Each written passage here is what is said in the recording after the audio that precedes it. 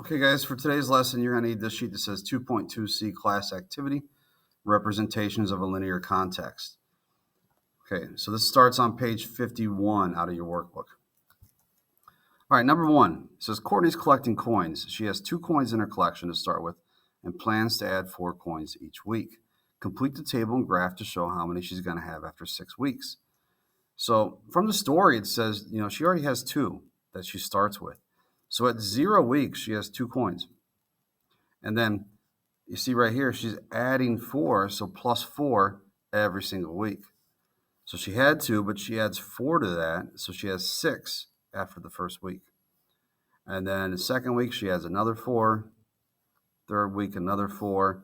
So she keeps adding 4 every single week.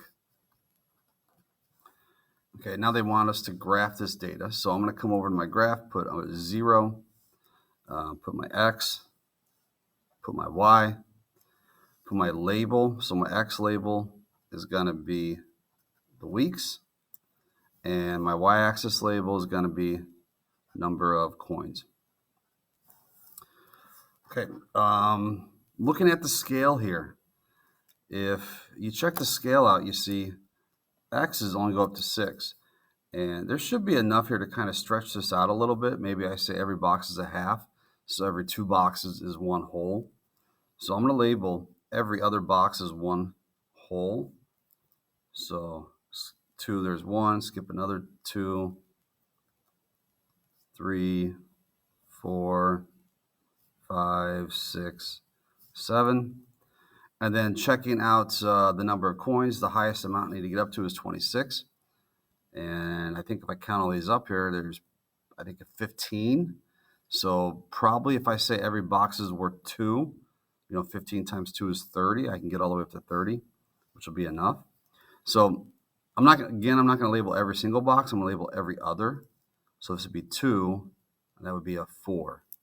Then 6, 8, 10, 12. So keep going in that manner.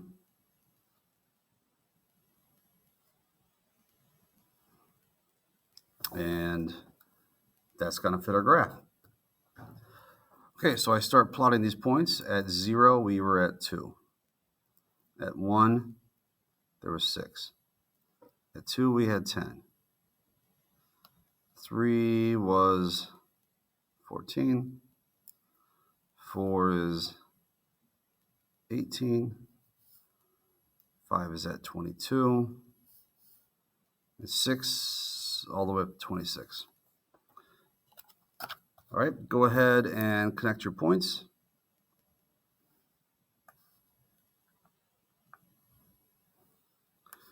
That's kind of a bad line there, but all right, put your arrows on the end. And that's what my graph should look like. Okay, letter B says write an equation for the number of coins C Courtney will have after W weeks. So they want you to use C, they want you to use the letter W in your equation. So instead of like using Y and X, we're going to replace those where C would be in place of Y and W would be in place of the X. And we know that because up here, X was my weeks and Y was my coins. Okay, so I'm going to say C is equal to, and then you think, well, did you start with any amount? And right here at 0 weeks, we started with 2. So my starting amount was 2. And then what happened? Well, you added 4 every week, 4 multiplied by the number of weeks. Okay, so this would be the equation, or you could write it like this. C equals 4W plus 2. And in most papers, you're going to see it written like this, where they put the variable in front. Okay, but either one of these would be correct. They both represent starting with 2 coins, and then you're adding 4 for every week. Okay, letter C just says, is this context linear?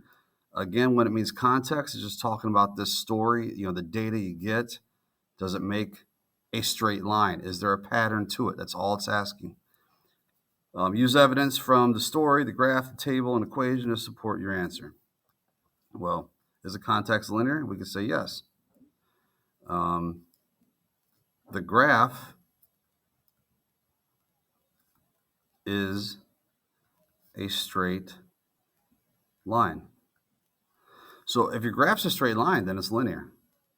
And then looking at the table, you see plus 1, plus 1, plus 1, plus 1, plus 1, plus 1. And over here, plus 4, plus 4, plus 4, plus 4, plus 4. So there's a pattern to it. Okay, so we say the graph is a straight line and the table has a pattern. Okay, and because of that, it's linear. All right, let's go ahead and turn the page. So we're moving on to page 52. And page 52 says, Jack is filling his empty swimming pool with water. The pool is being filled at a constant rate of 4 gallons per minute.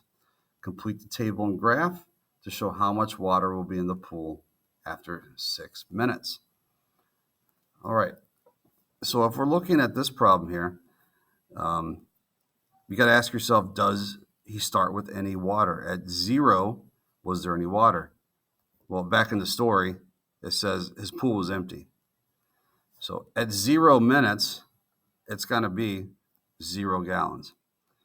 Okay, and then it's being filled up at a constant rate of 4 gallons per minute. So after 1 minute, you're at 4 gallons. And then at 2, we're at 8. At 3, we keep adding 4. Keep adding 4. So we get down to 6 and 24. At 6 minutes, he had 24 gallons in there. Okay, now let's go ahead and graph that. So 0, put your X, put your Y. Okay, look at your axes here. So we also, this is our time in minutes. So I'm going to come over here and write minutes for my x-axis. And over here, I'm going to say the number of gallons of water. Okay. I think I can go ahead and do for my, just like the last graph, I can say every other box is going to be one hole for my x-axis.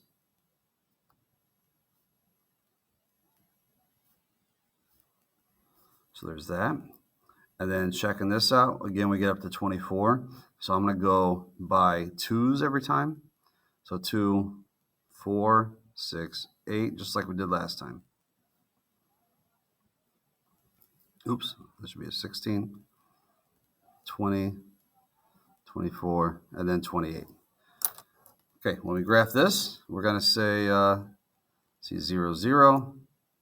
And then at 1, you had 4. At 2, we had 8. At 3, there was 12. At 4, there's 16. 5, you're at 20. And 6, you're up to 24. Okay, use your straight edge. Connect those points. Put your arrow on the end. And there's a graph. All right, now it says write an equation for the number of gallons that will be in the pool after m minutes. So again, they want you to use G, they want you to use M. So look up here at our table. Remember, this was our X, and that was our Y. So because of that, my minutes have to be my X. That's going to be our Y over here. So that we're going to replace those Y's and X's with G and M. Okay, so I'm going to say G is equal to, and then I ask myself, what was the starting point? Was the starting point something besides 0? But you look here, you start with 0. So I don't need to write 0 down. Okay, but then I see what's happening. You're adding 4 every minute. So the gallons equals 4 times the amount of minutes. So G equals 4M. Okay, letter C. Is this context linear? Looking at the table here, looking at the graph, we see yes. The graph is a straight line. And the table has a pattern. So because of that, it makes this linear. Letter D, compare this swimming pool problem to the previous problem about coins. How are the problems similar? How are they different? So hopefully you said something like, they are similar because they are linear. So both the problems were linear. They are different because the second problem is proportional. Remember, to be proportional, it's got to start at 0, and you have to have a constant pattern to it. And it goes through 0, it has a pattern to it, and it's a straight line. So the second problem is proportional, where the first one was not, because you started with a number different than 0. Okay, letter E. How would you change the coin problem so that it could be modeled by the same equation as the swimming pool context? Okay, so if you wanted to change this problem, hopefully you said something like you would start with 0 coins. Okay, letter F. How would you change the swimming pool context so that it could be modeled by the same equation as the coin context? So for that one, if you want to change the swimming pool problem, what was different about it, swimming pool problem started with nothing. So you'd want the swimming pool problem to start with something. And here we see back in the coin problem, you started with 2. So if we wanted the swimming pool to start with 2, well, that'd be 2 gallons. So we would say Jack had 2 gallons of water in his pool when he started filling the pool. So he had 2 gallons of water in his pool when he started filling the pool. Okay, we're going to turn the page. And number 3. Number 3 says an airplane is set at an elevation of 3,000 feet. The table below shows its elevation, y, for every 2 miles. And if you're checking this one out, it looks like it's an airplane. It starts at 3,000 feet. But you see what happens, it starts getting lower and lower and lower. Okay, so complete the table to show how many miles it would take for the airplane to reach the ground. All right, we need to go ahead and put a 0 there. Let's put our x. Let's put our y. So our x, in this case, is going to be miles, where our y is going to be the elevation. Okay, so miles we see, you only get to 4. And if I go maybe every other one, so 1, 2, 3, 4, that'd be plenty. So I'm going to skip a space, so like half, 1, then 1.5, 2, 2.5, 3, then 4, and 5 for my miles. For my elevation, you see you're at 3,000. That's like the biggest number you got to get up to. We're not going to go from like 0 and put 3,000 here. We're going to still climb our way up to 3,000. Okay, so I've got 1, 2, 3, 4, 5, 6 boxes. So if I'm trying to figure out, I want to get up to 3,000, what would be a good scale? And if I divide that by 6 for my 6 boxes here, that's going to come out to an even 500. So that'd be pretty easy to keep that as a scale. Okay, so I could say, and I can label every box because there's a lot of space there. So 500, 1,000, 1,500, 2,000, 2,500, and 3,000 up at the top. Okay, so I want to graph this. I'm going to start at 0, and your plane starts at 3,000 miles. So, I'm sorry, 3,000 feet up in the air. Okay. So at 0 miles, whenever the time starts, you're already at 3,000 feet. And then for every 2 miles, look what happens. Every 2 miles, it drops a total of 1,000. So at 2 miles, you're down to 2,000. At 4 miles, you're at 8,000. Okay. Let's go ahead and use your straight edge and connect the point. Now we're going to make this one kind of go through here. And we're going to extend it through the graph. Okay, so if our graph was larger, I think you guys could see that, eventually the plane is going to come to a stop here and land on the ground. Okay, but we just extend it through the graph there. You don't need to put an arrow on the end of it because it's eventually going to stop at some point. It's not going to go on forever. That plane is not going to go into the ground and keep going.